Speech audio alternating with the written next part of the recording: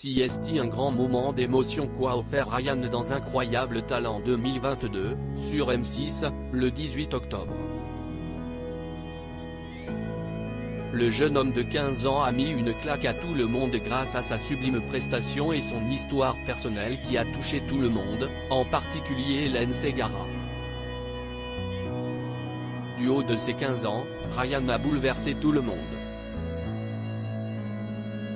Le jeune homme vit dans un foyer situé à Montreuil depuis 1 an, son papa n'ayant pas de logement fixe et sa maman ayant trop de problèmes de santé.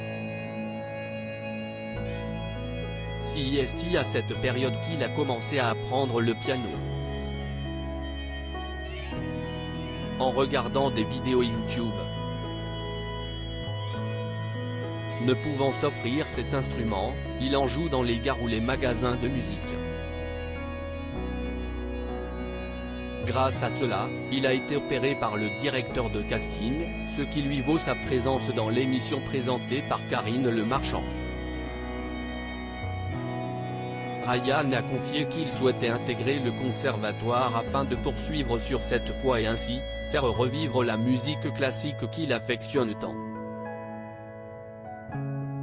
Après avoir raconté son histoire sur le plateau, place à son interprétation magistrale qui a enlevé quelques larmes à Marianne James mais aussi à Hélène Ségara, qui a bien failli ne pas être sur le plateau à cause de sa maladie. Cela lui a aussi valu une standing ovation. Voilà, ça c'est Incroyable Talent. Voilà pourquoi on fait cette émission.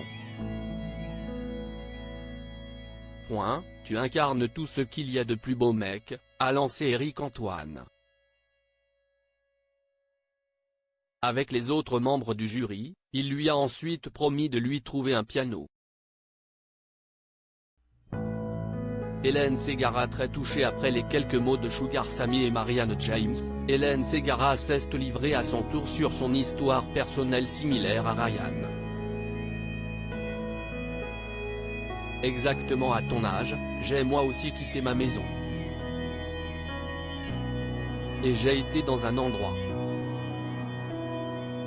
Pardon, a-t-elle déclaré dans un premier temps avant de pleurer. Une fois légèrement remise de ses émotions, la chanteuse de 51 ans a poursuivi « Je suis très fière de toi, même si on ne se connaît pas. Je voulais te dire que moi à cet âge-là, à chaque fois que j'avais de la peine, je chantais dans l'endroit où j'étais.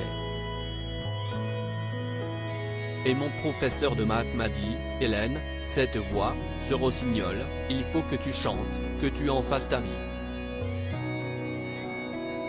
Pour moi, ce n'était qu'un rêve, aujourd'hui tu es là. Je ne peux pas croire que ça ne fait qu'1 an que tu joues. Et je pense que tu vas permettre aux autres de rêver, a-t-elle conclu, avant d'appuyer sur le golden buzzer.